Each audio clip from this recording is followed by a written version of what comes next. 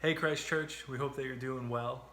We know right now it can be kind of a challenging time for a lot of people, and we just had some thoughts that we wanted to share with you this afternoon. And I know Melissa had something on her heart that she wanted to share with you now. Um, all I have been able to think about during this time is just how time feels like it is standing still.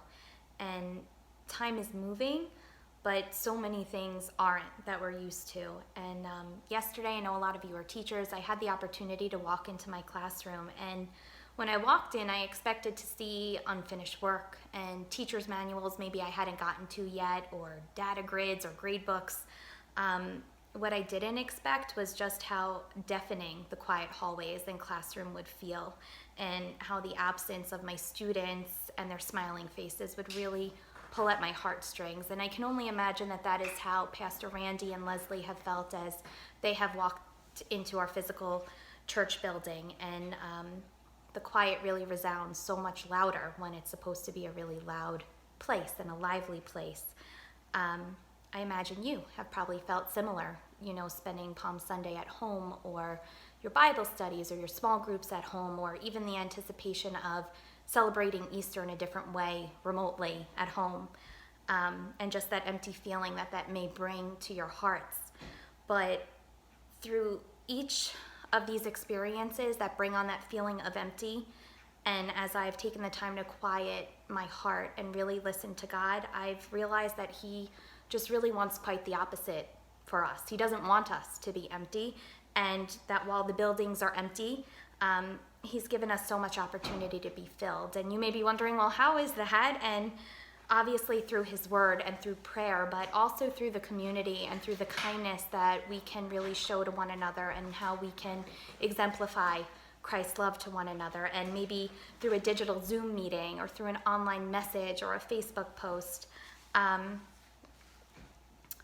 know He wants us to be empty of that fear that we are feeling. That is something He does want to empty us of, and instead to be filled with just His peace, and to know that He is holding us, and to focus on that, and be filled with the joy of just knowing what He has done for us. And Zoe has been having these terrible dreams at night, and last night we read her a story from the Jesus Storybook Bible. It's really great. If you have kids, it's just written so beautifully. And we read her the story from Mark 4 and Matthew 8, where Jesus is quieting the storm on the lake. And it says in the book, it's just a line from this portion. It says, "Then Jesus turned to His wind-torn friends. 'Why were you scared?' He asked. 'Did you forget who I am? Did you believe your fears instead of me?'" And I think something interesting about that story, as we know, Jesus was asleep on the boat, right? When all this was happening, there was this huge storm going on. He's with fishermen who do this for a living. They know the conditions, they're used to it, but they were scared to death, right? Because life around them was chaotic. But Jesus was asleep on the boat, and it's so interesting. And I think we need to focus not that Jesus was asleep, but that Jesus was big enough to be in control, that it didn't matter. He was so in control that He could even sleep through a storm like that. And we know that He got up and He rebuked the wind and the waves, and they were amazed by that.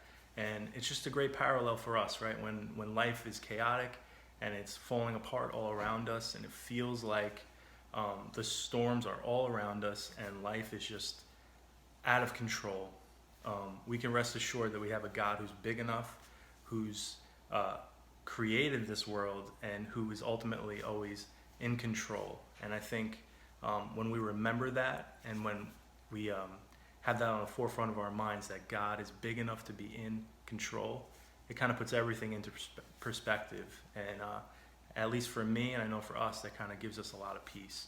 And I hope that can do the same thing for you. And I hope you can imagine Him saying those things to you when you're feeling scared. And it's Jesus's words, and it's, "Why are you scared? Did you forget who I am? Are you believing your fears instead of me?" And I think it's easy right now for us to believe those fears, but I think it would actually be so much easier if we trusted the fact that Jesus is holding us and bringing us through. And So now, as my thoughts sometimes fade to that empty feeling that I was speaking about, I'm reminded, especially this week, that the only thing that is empty is that grave. And despite how our church service, our physical church service, is canceled this Sunday on Easter, nothing can cancel what Jesus did for us on that cross, and nothing can change that and that gift for us, no matter where we can celebrate this year.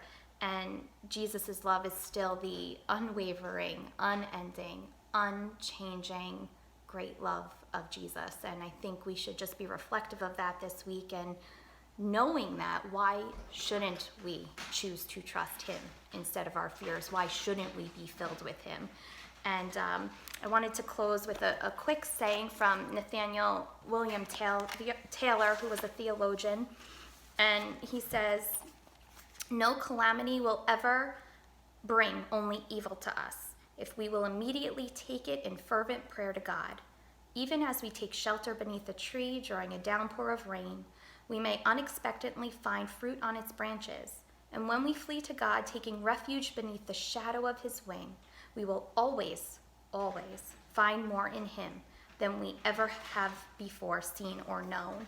And I think if we really do that and trust in him, we will leave this time of, remoteness and quarantine more filled than we ever have been before. And that's our encouragement to you. It's our words to ourselves too. And know that we are praying for you, and that we love you and we miss you. We can't wait to see you. Please try to check in with some of these Zoom meetings. I know Pastor Randy and Leslie both have been so present with those, and it really is a great way to just get connected, even if it's a different way of having that community with one another. So Yep. We miss you guys a lot, and we hope sooner rather than later we'll be able to get together again, be in the same room. But just know that we're praying for you. Your leadership is, Pastor Randy and Leslie, I know, are every day. And just know that we miss you, and hope that we could see you soon. We're praying for you. all right, bye. Thanks.